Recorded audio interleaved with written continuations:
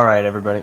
Got to center myself a little bit more, but everybody, welcome back to Working Title Milan Show. Myself, Martino Puccio, and alongside me, Matt Santangelo. I'm just waking up, so I'll let Matt take it away here, but we're previewing Lecce Milan for today. Kickoff in about an hour and a half. Obviously, a very big match in terms of top four implications and quite a few others. Since we've been live for almost 4 minutes, that doesn't make any sense.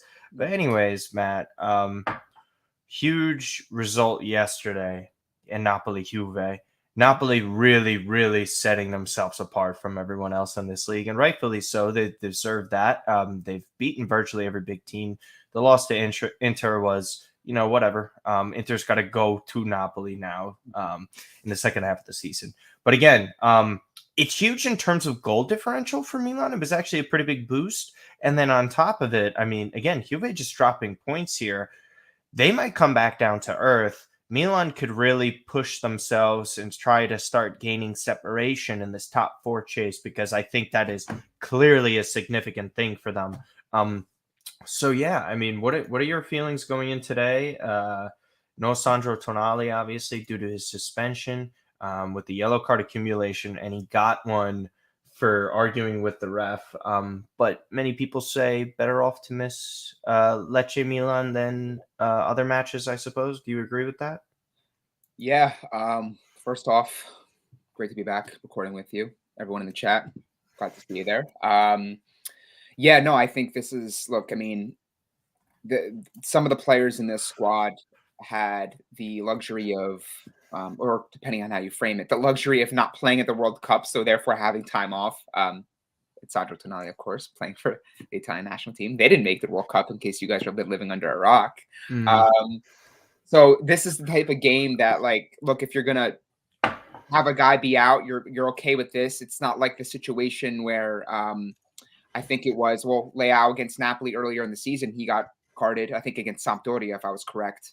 And that was cute. That was huge, right? Like, again, that Napoli. Yeah, the red card. He tried the bicycle kick in the middle of the air. We were without our MVP in the Napoli game, and we lost 1-0. What's going on, Sabrina? Hope the little guy's doing well for you. Luke, I believe, right? Yeah. Another Milanista. Good job, Sabrina. Get him early. But yeah, so I mean, look, I mean, if you can't afford to be quote unquote benching Tonali or be without Tonali in a game like this, and you're worried that you're not going to be able to get a result, that's pretty bad and reflects on the confidence you have in the guys behind you on the bench. We've seen glimpses of what Asta Franks can do. Even before the World Cup break, he was pretty influential in the Fiorentina game where Milan somehow clawed out a victory there. In bits and pieces, we've seen him perform quite well and show what he's capable of. So as we get obviously into the projected lineup, which looks as though it could be a double pivot of Franks and Benacer, who just renewed. We covered that. Yeah, but I got some. Well, so there's two. So there's two separate ones now. Mm-hmm. So I will preface that, but finish your point real quick, because that was pretty much it. So yeah, okay, well, okay. So here we go then. Perfect time to do so. So here we are with the first projected 11 here. A little bit better this time, being able to see this.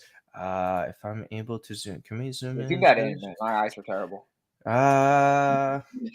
Zoom to fit. How about that? Perfect. There we go. That's really good. Boom. Technology. So anyways, as you can see, we're basically coming in with the same thing, but instead this projected 11 has Tommaso Pobega. If we go off of this, but then also at the same time, we go and look at this. We're kind of, zoom to fit again. We're really looking at Franks sliding in there. So I think this is a good talking point then, because Franks and Pobega, definitely two different players in terms of physicality. I think technical ability. Listen, Pobega scored his goal against Roma. It's great. And then we see the performance against Torino. He was lacking. I'm not trying to be harsh on the kid, but Krunic is missed. Krunic is like clearly for me the best third choice option in midfield. I love to give Franks more minutes and try and get more out of him. He's still young. And yeah, of course, he's just turned 20, I believe. So again, I don't know what some people are trying to expect here. And again, Mhm. we can get into that, talk about Milan in the future another time because I was discussing it with Miguel. But which one do you prefer? Do you prefer Franks in there or do you prefer Vega? I would like to see Franks get the start. I think we've, again, as I just alluded to, we've seen him in small sample sizes have impact, Oh, and thank you, he's Samprisa. starting So the there you game. go then. There you Vega go. start. So that's a moot point. I mean, I'll be honest. Let me just say though, I'd rather have seen Bronx in the game like this. I want to see Okay. him get like a full 90, and I could think these are the types of games that look. I know we have to win these games. I understand that, um, but there's got to come a point in time where you can understand what you have in a player, and especially when you have a player that has an option, and you're trying to determine whether or not you want to trigger that. I think that a game like this, I would have loved to see Frank start, see what he could do over a full 90. It's different when you come into a game and people have made the same argument, in defense of CDK and how Pioli's used him. He's coming off the bench and playing in like 12 to 15-minute morsels of Yep. game. And it's like the game's kind of either hanging in the balance or the game is trying to be preserved and you're trying to just play a different style versus like, hey, go out there 90, do what you do best. Let's see how you perform. So look, only time will tell. I mean, we can criticize the coach and look, I love Pioli. I love what he's done for this club. But I don't think it's we're not allowed to have some sort of fair criticisms of maybe selection and how players are utilized and game time and all that stuff. So Yeah. this is one of those instances. But I look at the end of the day, this is a match Milan have to have. Regardless of who's in that position, whether it be Pobega, which obviously we know is the starter, or Vrank. So someone's got to step up. It's after that result against Torino, which was pretty embarrassing. Yeah. 16 minutes up a guy and not getting a goal is pretty pathetic. I don't care if it's a Coppa Low Italia, I don't care block. if it's rotated. I do not care. 60 minutes up a guy. You expect Milan at this phase of the competition to get a goal, and they didn't. So we need to bounce back here. Yeah, I mean, goal creation has been good. I think it was so annoying and frustrating, right? Because Mm. Giroud and CDK, the way they both approach the game, false nine, nine, whatever you want to make it out to be, they're totally different. Yeah. CDK can run in behind defenses, he could press.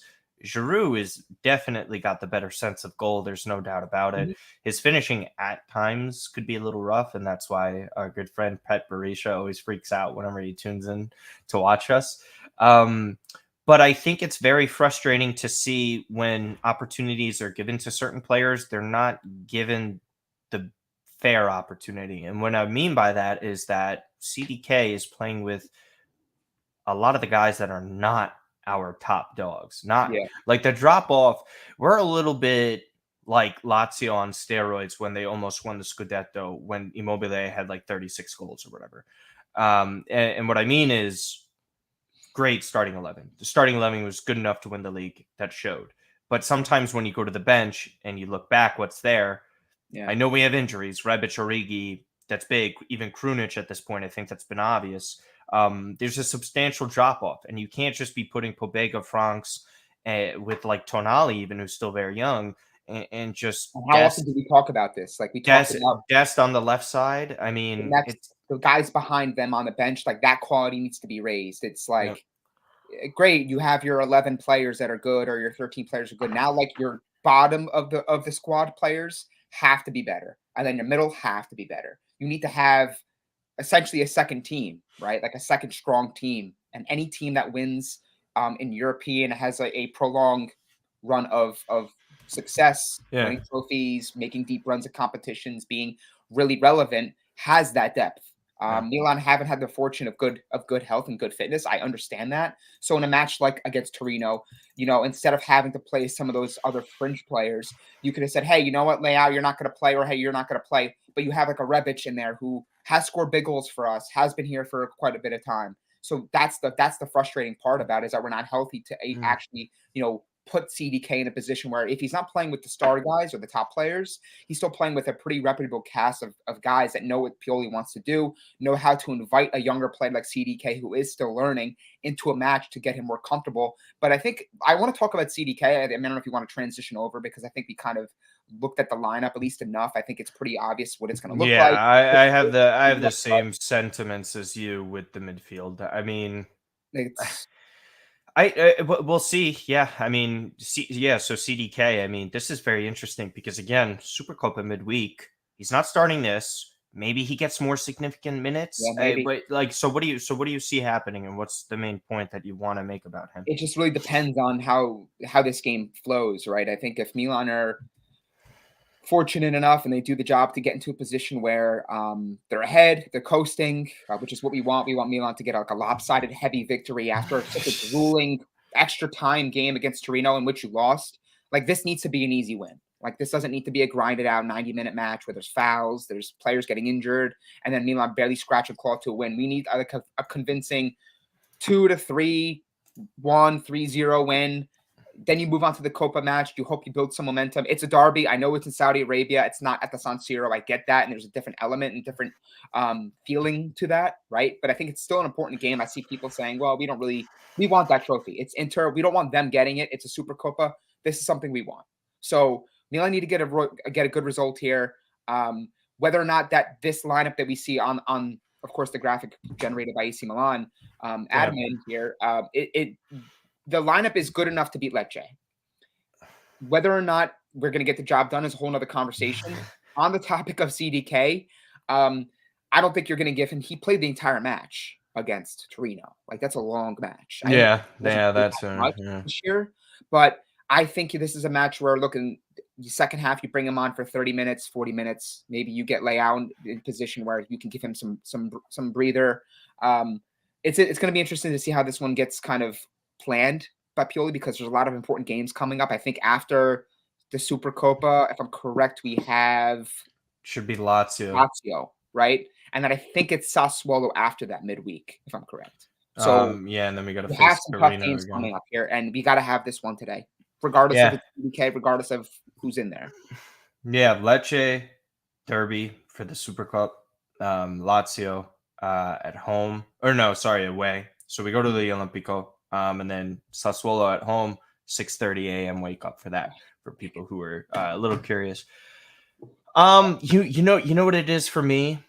It's really I'm terrified defensively, which is not a good thing. For me, it's the way Milan have just been playing. I think there's zero faith um, in the goalkeeper. There's zero faith with the players, That's kind of and trickled down that's to the players that's defensively. just Yeah, that's just you know what I liken it to. I liken it to an offensive line in the NFL having a hard time blocking for a quarterback that they know is not going to make throws, meaning they're not going to do their job. They have zero confidence in him, and that throws off their game, which is no excuse, by the way. I'm yeah. not making any excuses for tomorrow. I'm not making But any it is an excuses. element of the game that is psychological that does matter. Like, and Do it you does know play a how much easier your job is as a defender when you just have to worry about the players you're facing instead of what the guy behind you is supposed to be doing? You're not Yeah, supposed to be worrying about anything else except your job. And that applies to everyone on the field, right? The goalkeeper's a little different, sort of organization yeah. of defense.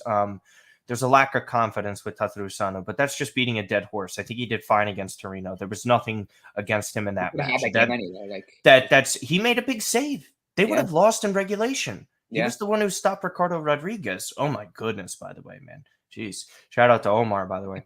Um, but yeah, for me, I think with this, Milan's creating a ton of chances. You get Leao from the start. For me, what I want to see personally step up in this, I need my French boys to step up. I need Giroud and I need Teo Hernandez to have a really good performance. I need that out of them. I understand that they're tired, but if they're tired like that, then they need that proper rest. Teo came on late, as we know, for Serginho Dest. Giroud came on late as well. I think he Mhm. was subbed on for Brahim Diaz.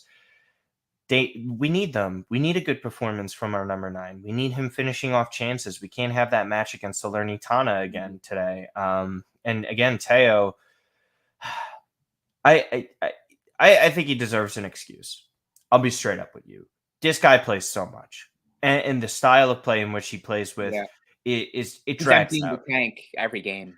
and he's Yeah. making darting runs, Yeah. overlapping Rafael Leao. Always The like high work, octane, like of course, play but with him. you could get tired easily, and you Yeah. don't have a proper backup. You know whether or not Milos Kerkez was the guy that they probably should have considered keeping. Fotoballatore clearly isn't it. He's injured.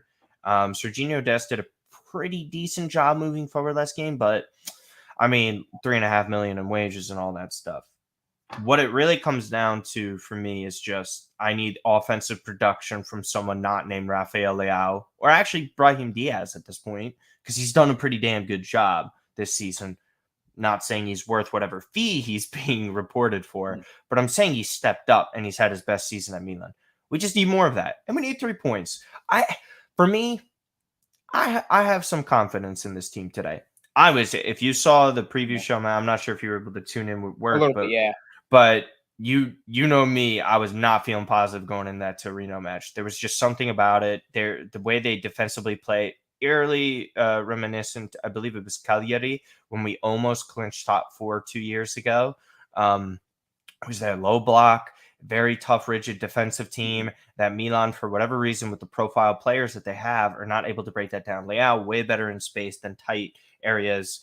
Giroud is just trying to backheel everything. You're just a coach, like, Brahim doesn't have the strength to muscle off players. He's, again, better in open space. Salamakers, we know the technical ability isn't there.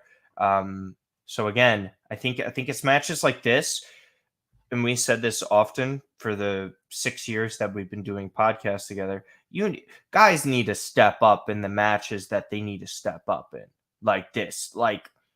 And I know that's Carlos are going to hit me with a Martino tweets, but the point is that we pay Alexis Salamakers enough money that he needs to play well against Lecce, or else you could leave. It's one thing if you don't step up at the Olimpico or away to Napoli. I'm not expecting you to do that because of the limitations you have as a player. But if you can't step up and play a 7 out of 10 performance against Lecce, Matt, then what are we doing here? Why are you here? Why are you at this club? I need that from you. I don't give a damn what your play has been like recently. You step up or you could leave. And that's with multiple players. This isn't just strictly to a Salamakers type.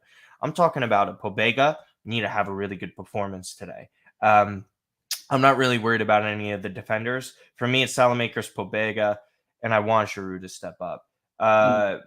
Do we want to transition to the other number 9 across the field? Because I think that's a worthy talking point, because he is starting today in Lorenzo Colombo, who is a Milan youth product, Milan through and through, has played for us, has scored in friendlies, been on loan last year at Spal, had some weird cases there where there were strikers brought in the middle of the season that were age 30 something for Spal to kind of like keep it up and stay in the league because they were struggling mightily. Goes to Lecce this year. Have to give him praises for this type of development. Really, really putting in good performances and the growth with hold-up play, making runs to the far post, near post, just all the little things that make you a striker at a top level play well, and growing the way he's growing. It's nice to see. A lot of season left, a lot left to play for, and today's another big test for him. I don't like that he's able to play against us. I'll say that, by the way. I think England does this right, where we give you a player on loan, you're not allowed to play him against us. And that would have saved Milan a lot of points back in the day. Yeah, I mean, look, I get that rule, but it's like, I don't know. There's something about it where it's like it brings a little more of an interesting element to the whole kind of match, right? Because Daniel Maldini scored against Milan this season, right? And everyone was like, "Oh my gosh!" Like, of course he scores, right? And everyone had this sort of this foreshadowing before the match, and even funnily enough, I tweeted about that too today. Already last night, I was like, something tells me Colombo's going to score a goal, and then he's going to put his hands up, and and it's going to be just like the Daniel Maldini thing, aside from the fact that he's not a Maldini. But yeah, we talked about Colombo on the previous recording. I think it was last Saturday. A little bit more in depth on the seasons he's had, what we believe his, I guess, ceiling is, future should look like, how Milan should handle him going forward, rest of the season, but also kind of next season. He's had a good year, all things considered. I think you said he had 4 goals, 2 assists. So I think FIFA or UEFA intervened at some point and they prevent clubs from putting such clauses in the loan contract. But I'm not 100% sure. Yeah, I mean, I think about it this, it's like we're paying him for the full year, so we should have full access to him. That's how I like feel about it. Um, And it's I a know good test, to maybe be there's like an fair. honor system where it's like, look, we're not going to play him. Like, but it's one thing if it was like a star player, not a star player, but like a player that's like tried and true, tested, and you put him in a game like this, like let's say for example, João Felix against like Atletico Madrid, like it feels a little bit different because it's like, no, he's an impact difference maker. Like Colombo's a good player, a good young player, but like we shouldn't be like, well, he can't play versus us. I'm like, we should be able to handle the game, no offense. So that's kind of how I feel. I know Mhm. you're feeling some type of way about it. You just said that. But yeah, I mean, look, I think Colombo, we hope he can continue to grow. The Lecce system seems to be very good for him. Yeah. And Lecce's on a pretty good run, if we're being honest. I think they are Yeah. unbeaten in their last 5. I think they've won 3 matches. So they're staking their claim that they have staying power in Serie A and they want to stay up. And I think that could go a long way for them too, right? Like suppose Colombo's at the heart of their survival quest and he stays up and he gets 7 to 8, 9 goals. Now the conversation becomes, well, Lecce can stay up. Do we potentially sell like Colombo while he is in good stock? Maybe we do because look what people said about to Pobega. Was it last summer or the summer prior? Where they said apparently like Atalanta came in, they said 15, Yeah, that was prior to the Torino and loan. everyone was like, no, no, no, no, we can't give them to them because they're if Atalanta wants them, there's something they see in them. Yeah. That's a red flag. But now we kept him this year. He's playing as a first team player sometimes. He's rotating in, and now people are saying this guy stinks. Get rid of him. So which one is it? I think if you're Milan, to be honest with you, Mhm. if Lecce somehow stay up and they approach Milan and they say, "Hey, we'll give you 10 million for Colombo," and Milan have like a buyback at some point or get a percentage of the clause, I would be okay with that, to be honest, because I think we have Vlasic, we have other guys that we might look at in that But position. okay, so I get the Lasetic thing, but Lasetic is getting Primavera minutes. This is I get that, not but like they're some. similar in age. Like, are you gonna? He's Are you say gonna? he's similar in age, but Colombo is still a couple years older, and I value that more. I'm just saying, like, if you want the best of Lasetic, shouldn't he be getting minutes now? Because look at what we're doing. Possibly, but can I ask I you this question? I'll ask you mm-hmm, this question: sure. Do you think Colombo is the answer? That's the I question. never know. I don't know what he is, but I do know that if someone is performing on loan yet again at a pretty decent spot, and in Serie A, this is in Serie A this time. Pobega did it too. Pobega was not getting the minutes at Spezia. He was Torino. playing pretty. He was playing pretty well at Torino, but even then, he wasn't a consistent starter. Colombo is the consistent number 9 at Lecce at this I'm point, gonna and they're pull up his playing numbers. well. I'm gonna And pull up he's, his numbers. of course, but he's still playing well against top sides as well. That's the difference. Hey, Nick, your brother's in here. And the for me, it's like you're a consistent number 9, and I had said this. If over the course of this season he proves to 33 get appearances last year. appearance, how many minutes? Let's check. Because the minutes are the thing. Almost 2,300. And he was like pretty good, and it was worth bringing him back this 4 goals, season. 3 assists. But the point I'm trying to make is that this is a homegrown player. This is pure capital gain that you can make, Of right, course. on a player, and that's what you have to kind of look at it that way too. If we're thinking bigger picture, that's why I said I threw a number out there that wasn't single digit, so I wasn't going to be like, oh, if they're offering you 6 million for him, probably not. But if they're going to say, hey, we'll offer you 10 million for Colombo, you kind of have to entertain some of those things because right now, look at Milan. Like they're not spending money. We thought that's what was going to happen. We hope that's what's going to happen very soon. But look, I want to get it back. I want to get it back on track. I just want to talk strictly on Colombo. We like what he's doing. We hope he doesn't score today. It's going to be a showcase for him against his owner to prove what he is capable of. So we'll have to wait and see. But I think there's going to be a lot of motivation for Lecce in this game. They're at home. Milan have to make that trip down south. Lecce have been playing well. The fans are probably going to be pretty rowdy. This would be one of It's those. Milan, This yeah. is one of those matches that's like that historical, like wow, like we beat Milan at home in front of our fans if they're able to do it. This one's not going to be easy. I'm hoping it's easy for Milan, but I don't anticipate this being an easy 90 minutes at all for Milan. I think it's going to be a grueling grind, and I guess maybe want to lead you into your expectation and maybe your prediction because I think we've been going on I for don't know. This 25 now. Colombo. I think the Colombo conversation is still a healthy one. I do because But this not for a match because preview. well yeah, well no, I think it matters because All right. we have another half season. He has 6 goal contributions. He's scoring against the top sides. Yeah.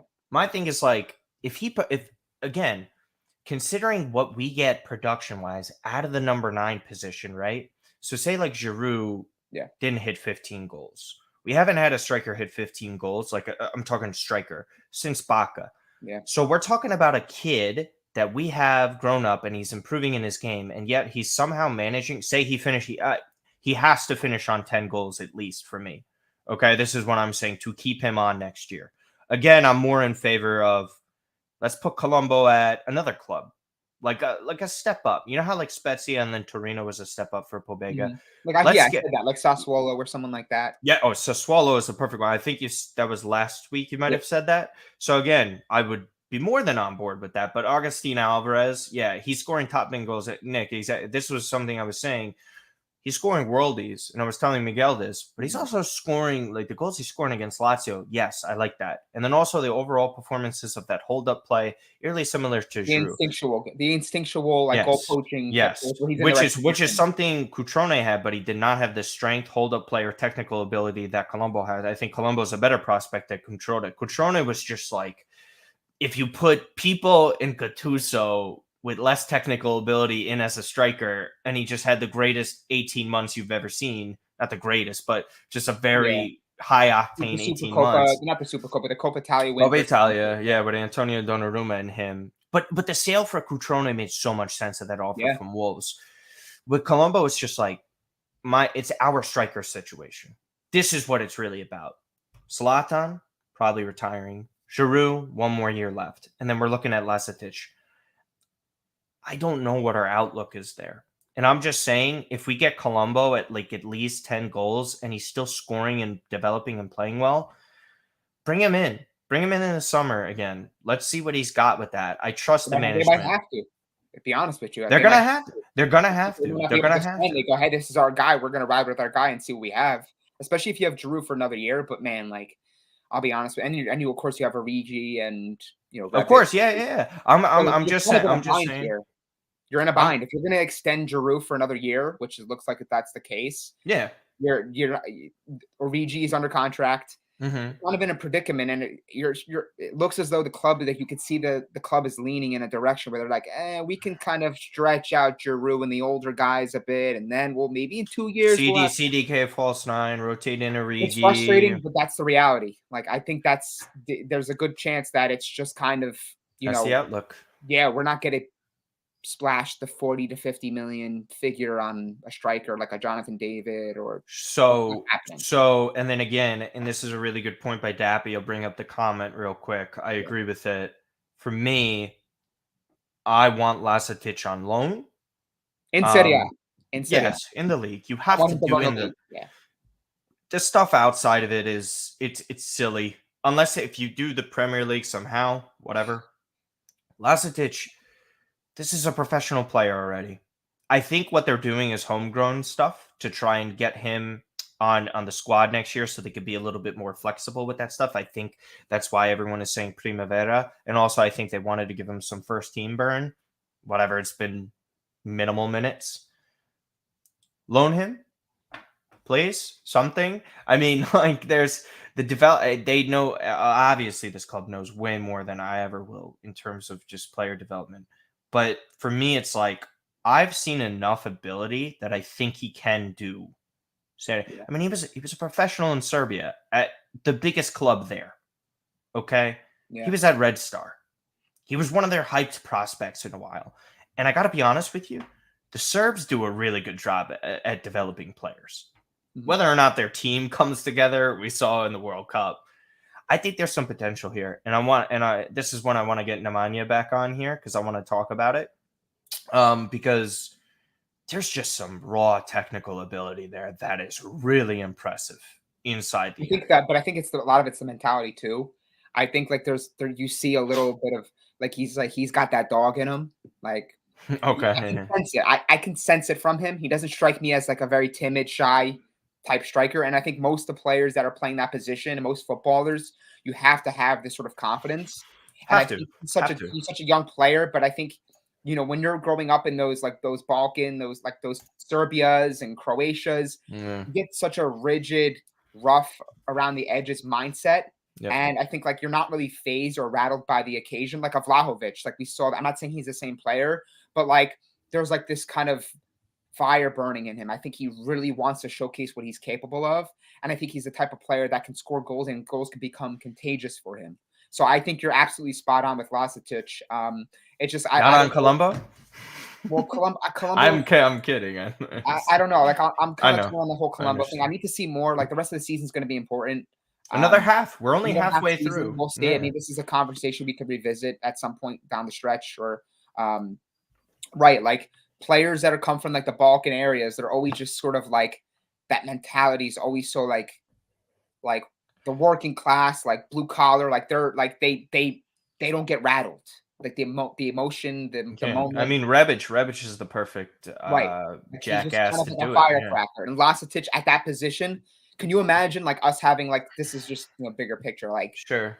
like Lasetic comes on and Lasetic is just an absolute like shredder up front, and you got guys like Leao and CDK. Like that's what I think Milan is missing. Don Pioli does not view young players like that.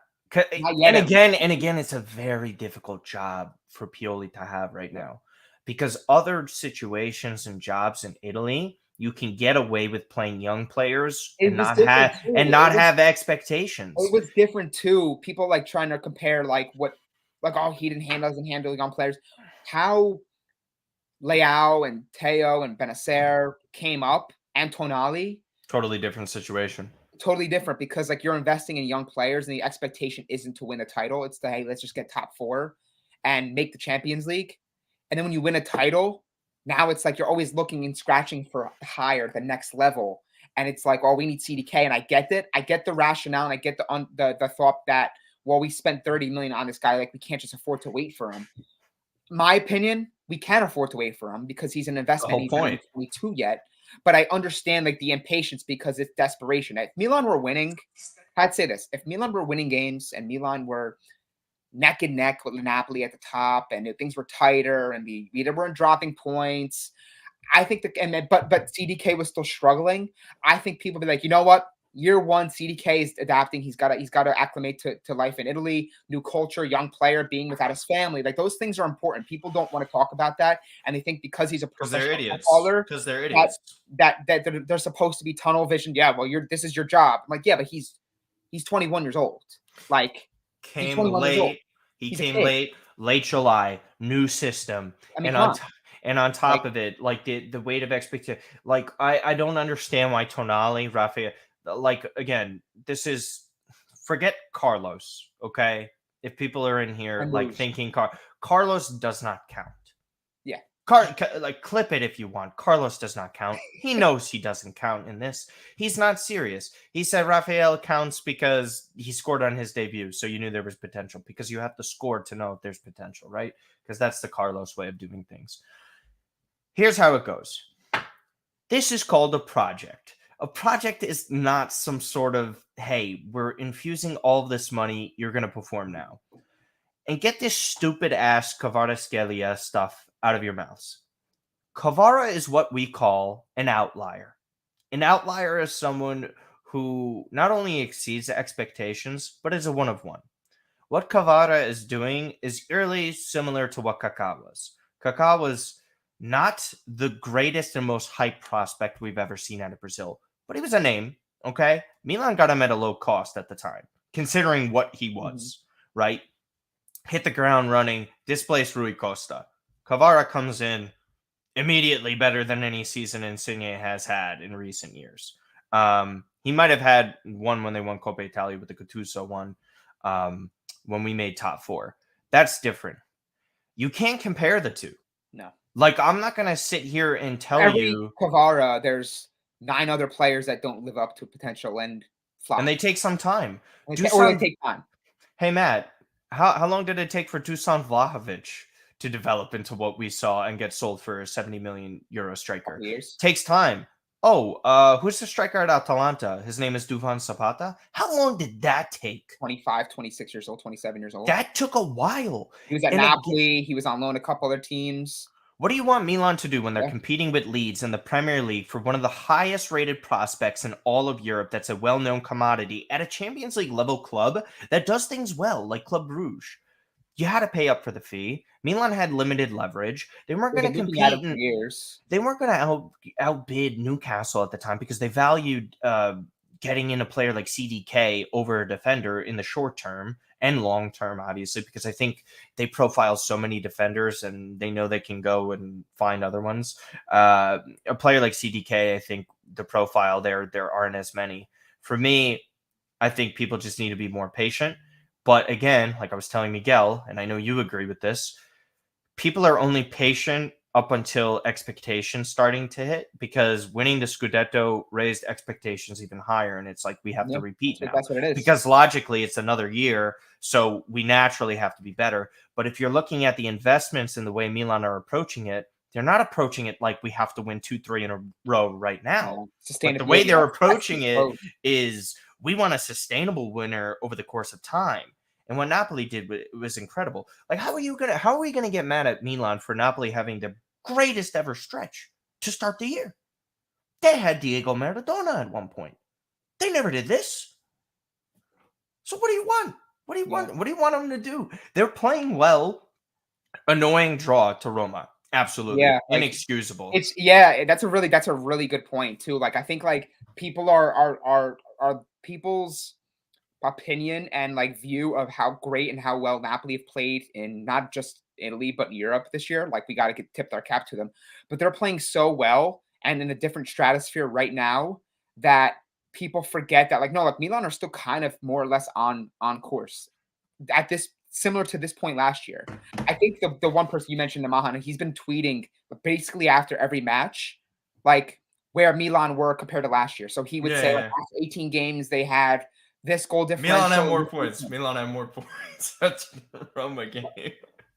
But he's been tweeting like basically updates, and Milan are only a couple, I think like 2-3 points off what we were last year at this No, no, point. we're ahead. We're ahead. We Or have more ahead. points. We have more So I points. think Yeah. people's perception of how Milan's season has gone is being clouded by how well Napoli are playing. They'll go, they're not doing as good as Napoli, and they're 7 points behind or 8 points behind, whatever it is. It's like, yeah, but they're playing so well. That's like if you said, like the years where City was playing, like obviously City's great every year, but like the years where City had like 100 points, and you're like, oh man, we're having such a horrible year.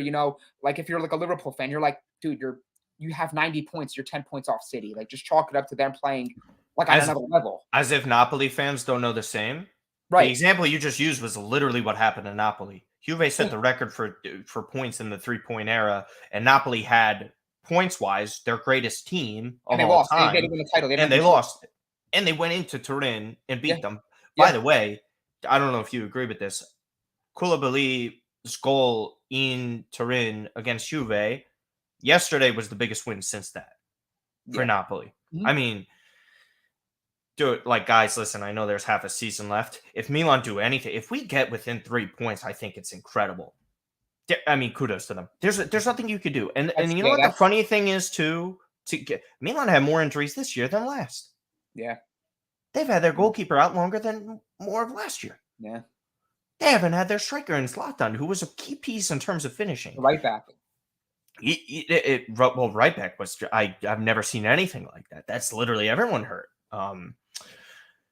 It's rough. It's rough. But still, we're in a good position. We've seen Inter kind of be shaky. We've seen Juve be shaky, obviously. I'm not convinced by Roma. Like, again, what people are like getting on their knees for Roma, it's like, yeah, Roma just edged that out. Roma were terrible. There was this one random fan that hopped into the spaces at halftime. I'm not sure if you were able to listen into it. Some random Roma fan going off on me, like just freaking out, saying like, "Oh, Milan weren't this, weren't that." Like they created nothing all game. I don't know what these people watch, but we dismantled them. We dismantled them, and it was just a complete collapse at the end. But for me, you get 3 points today, and we pick up three on Juve this weekend, and then whatever else happens. We're not dropping points if we win. What else are you going to get mad at? Like, I mean, And we just. and again, like I hate to be like just like a broken record here, but Context matters. It really, truly does matter here. Milan don't have the goalkeeper of the year's out. That matters. That's points. Just to say that doesn't matter, it's like, yeah, but they should be beating these teams. It does still matter. You're without your star goalkeeper, a top 5, in my opinion, the world goalkeeper, top 5, top 10, whatever you want to put it. It matters. Those things absolutely 100% matter. There's not a goalkeeper. So for people to just completely dog Pioli, for people to completely dog the season Milan have had, it's unfair. On one end, people say Pioli's done this, he hasn't done this. Can you imagine any other coach who just won a title having to go through all these things, not get proper investment off the back of a title, and then you're still not going to give him at least a little bit of a leash, at least a little bit? I can agree with you. If people said, hey, Pioli didn't get this decision right, he put this player on, he should have put this player on, he didn't do it the right way, he should have some fault for this. 100%. I'm not saying Pioli isn't faultless or doesn't have his flaws with how he's managed certain games lately. But it is unfair. It is unfair to be, oh, but he's doing this. He's working with what he has. Let me say this. Mm-hmm. Is it his fault? Ask me this. Is it his fault in the Salernitana game that we missed 4, 5, 6, 7 chances? Is it his fault? People are like, oh, he didn't do this. I'm like, dude, like we should win that game 5. They're mad at him because he got subs incorrect in a match against Roma where a player like Franks fouled a player. But it's also like, hey, did we need a substitute here when we have so many matches? And people are like, yeah, we needed a sub because they're going to get tired legs. And then it's like, okay, who do you sub on? Who do you freaking want this guy to sub on? I love to hear it, guys. I love to hear it. If Krunic isn't there, then who would you want him to have put on? Because he put on the guys that he was able to put on, and they didn't do their job. And when Milan play well, it's gushing over an individual player. It's never, Pioli did a great job coaching there. When they lose, or when they don't get the result they need, Pioli. So all I'm saying is I get people having their feelings towards how Pioli's handled things, but understand the context. You're without really a backup left winger, another striker. You have no Ibrahimovic. The only striker you have behind Giroud, who just played an entire World Cup, and he's 35 years old, 36 years old, is a teenage striker. Like, it's true. Sorry. It's and then your backup left back, who we don't rate at all, he's out too. And now you're on a 30-something-year-old goalkeeper, and now you're trying to and you just signed a young teenage goalkeeper because it's that dire back there. And your goalkeeper might be out for another 40, 50 days if Sky is correct. Yeah. So let's be a little fair to Pioli here too, guys. Yeah. I've seen people kind of absolutely lambast him the past week, and it's a little bit unfair given the fact that no sense. Every single year have injuries. Every single year we have 7 to 8 injuries on end. It's Turan time. Yeah, Admiral. Hey, love you being in here, man. We just need money on, says Hannah. Dude, come on. Because you know what it is? It's like, I don't know what people want. That's what I'm curious about. It's like, what do you want? Where do you think Milan should be right now? Coppa Italia, perfectly fair. Whatever, the whole performance, everyone is to blame. Okay? So crash out of that competition early. Some value it, some don't. I would have liked to win it because I like to win everything. Whereas some fans don't value it as much. And I understand that. I respect it. I don't agree with it, but I respect it. It's like we're second in Serie A. We're in the knockout stages of the Champions League. And to your point, by the way, limited investment. Antonio Conte got investment. Antonio Conte, one of the most renowned and well-respected coaches in all of football. We go back a couple years. Couldn't get Inter out of the knockouts, out of the group stage. Pioli did it in his second year. Second year in the Champions League. Milan, the only team that they're behind in the league table, is on like an absolutely historical run for themselves to start a season. And they're a top 3 performing team in Europe. Like at this point, only Arsenal's been better. Right? Like absolutely tossed around whoever came their way in the group stages too. So like there's credibility there if you're gonna try to hang the whole Yeah, but it's Serie A competition. Well, they're doing it in Europe too, which just goes to show you how strong they've been. I think they've been the best team in Europe this season. So Because have they had a ton of injuries? Have they had the injuries? We all know that Milan has a good team, but they lose one or two key guys. It hurts. You feel it. Look, take out Osimhen. No, you know what? Take out a key guy for Napoli for 3 to 4 months, like we lost Maignan.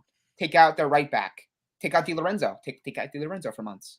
I think they just have better depth. You're right. I get your point. They do have better depth. And again, the funniest thing circulating, and I told you this, and maybe other fans have seen this, how Napoli fans were saying they weren't a selling club. Let me break it down to you guys, okay? I'm going to let you in on a little secret here. Every fucking team in this league is a selling club. Every fucking team, okay? This isn't the 90s. This isn't the early 2000s. We're selling clubs. Juve, they purchased they purchased players for a lot of money. Do you know what they also did? They sold Pogba for a record fee. In the prime of that run, in the middle of that run. To reinforce the squad, by the way. Reinvested on Higuain. Just letting you know. Okay? And then they've had other sales. We know what's going on with the investigations. Inter had to have made sales, right? They did. They had to. Okay? And by the way, Juve with Cancelo. That was a sale. That was massive. Yeah. How do you think Napoli got to this? You ask a Napoli fan or you ask any other fan that's supposedly a genius in the league, hey, can you break down the timeline as to how Napoli got to this point? Yeah, sure. They just cut significant wages off of the books. They also sold Fabian Ruiz for a massive sum. They sold Higuain for 90 million euro. Jorginho. They sold Koulibaly, Jorginho. Alan, yes. Koulibaly we just talked about. Yeah, so Koulibaly, I said Patania is another one that they're getting like net sale, whatever from it. Insigne, Mertens money, wages off of the books. Guys, right. How do you think you got to this point? For people to say that they're not a selling club is, I'm not saying every year they sell players, because it's not like they're being like rated of like Cavato's being sold next summer. They'll keep them like another 2 years probably. Yeah, and then eventually they're going to get to a point where we're even talking about here in discussions and the rumors that like there's going to be a big Premier League club that comes in for Osimhen and they're going to get 120 million. It is. It's going to be Manchester United. So if people think here's where I'm going to end it here on my thing here. And then we'll do predictions and we'll let everybody go because the match starts. If you think that we're able to, the Serie A clubs are able to withstand the power and spending strength of the European elite clubs, and we're able to just with confidence say 120 million for this player. Nah, we're good. We have so much money we can afford not to spend that. I mean, to receive that money. You're in denial. You're in denial because if we were not close, but that's what Milan has the clause in there for Rafael Leao for that reason. It has to be such a substantial sum for you to part ways with a player as gifted and talented as Leao. That's why they're like, oh, so you want him?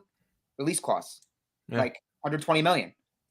And clubs are close to that. Clubs are in a position where they say, man, 120 million? Like, look how much spending is on there in the Premier League. We all know this, guys. I'm not saying that they're spenders and their transfer policy is like Atalanta's, because if you've seen Napoli over the years, they're able to keep players for Cavani. They're able to Lavezzi. They're able to keep players for substantial amounts of time, right? They were able to keep that core midfield of Hamšík, Alan, Jorginho for a good amount of time. They were. Credit to them. But there comes a point in time where they say, you know what, man, 40 to 50 million for Alan. Do we really think he's got this much more years left in him? They know when to sell. Fell off a cliff, He's a good director. He knows when to sell. De Laurentiis is a good. How many people killed him? I can't believe I'm letting Insigne leave. How are you gonna let this player leave? Do this, do that. They're looking like two geniuses right now. And winning matters. Winning cures all. No one gives a crap about what Insigne is doing. You can say fuck. I own these channels. No one cares about what Dries Mertens, their all-time club leading scorer, is doing in Turkey. Nobody cares.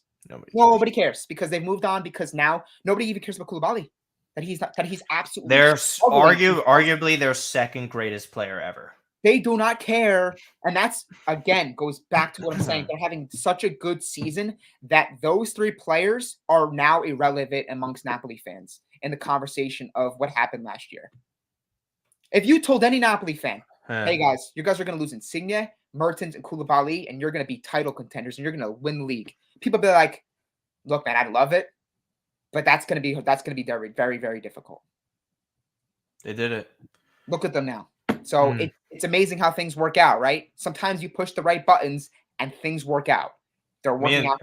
Milan lost two apparent massive pieces and got ridiculed for the free transfers. And look what happened. People killed Milan for getting rid of Suso. Oh, yeah. What is he doing? What does he do in Spain right now? Hey, right. What is doing he's done nothing. He's done nothing. What is Piontek doing? What is Piontek doing? Paqueta? Is Paqueta tearing it up at West Ham? No. He was good in France. Andre Silva rebounded. He's a good Bundesliga player, but still. By the way, talking about just exclusive stuff that you want to, exclusive from Fabrizio Romano. This isn't pertaining to Serie A clubs, but it is pertaining to our good friend Pet Berisha. Chelsea are trying to hijack Mudryk, and they're in Poland. Shout out, Matt. To hijack the deal, and it's for €100 million. Fuck these guys. That's all I gotta say. Prediction time. 2-0 Milan. I hope we get a clean sheet. I think we could pull that off. I think there's going to be creation. I like Rafael Leao to score today, and I also like Alexis Salamakers to do so. That's pretty much what I got from it. Must have 3 points. Santangelo got anything? Prediction 3-1. We give up a penalty. Goes to VAR. Game's 1-1. And then we get 2 goals and we win the game 3-1. But we get a late goal to really – we're up 2-1. Lecce's kind of clinging around and hanging around. And then we get the third to seal it. But it's not going to be this sort of like coasting 3-1 victory. It's going to be a match that goes down into the final 15 minutes. And I think eventually Milan will put it to bed and they'll get 3 points. So 3-1. Yeah. Well – that was a crazy way to get to 3-1, but I respect it. That's what predictions are for. Everyone else, if you have predictions in the comments, let us know. Appreciate everyone hanging out. Follow us on Twitch if you're here right now. These always turn into like our podcast. But but this is a preview. We didn't get a chance to talk midweek because we have Miguel in here. Shout out to him. Miguel's always great. You can follow. Too. Follow us on our stuff. Yeah, at Matt_Santangelo. Myself at Martino Puccio. Miguel is at CDK scores a brace off the bench. Interesting, Admiral. Yeah, I would like. I'd be scored if I need CDK to score this game. Yeah, well, he's coming off the bench, and like this is like the funny thing because almost every single time this guy makes an appearance, starting or not, people want him to score. Otherwise, he's deemed a failure. Idiots. Milan Bros, AC Milan Bros on Twitter. Please follow them there, and on Instagram you can follow me everywhere. Martino Puccio. The YouTube, please subscribe to the YouTube. That's free. That does not cost you a thing. If you do want to sub to us via Twitch Prime, that is more than welcomed as well. Hannah says Milan Lecce 3-0 to Catalare screamer at the stoppage time. That's so everybody is just going CDK crazy in here just for a substitute. I appreciate everyone being so positive. Dude, and trying to keep the vibe, man. I mean, vibes are high. Again, I gotta say, this is a obvious critical match for Milan. They're doing well, and again, for me, I'm just keeping that top 4 watch. And right now, we're 6 points separated from Lazio. Get 3 points here. Lazio. Who does Lazio play this weekend? Try and pull that up. It's Inter Verona later. Sassuolo Lazio. We'll see what happens. 6:30 in the morning. Go for it. I think if people are still talking about whether or not the title's out of the question or top 4 races, Milan weren't in first place in the league at this point last year. They weren't winter champions. The year they were winter champions, they didn't get the title. Inter won the title.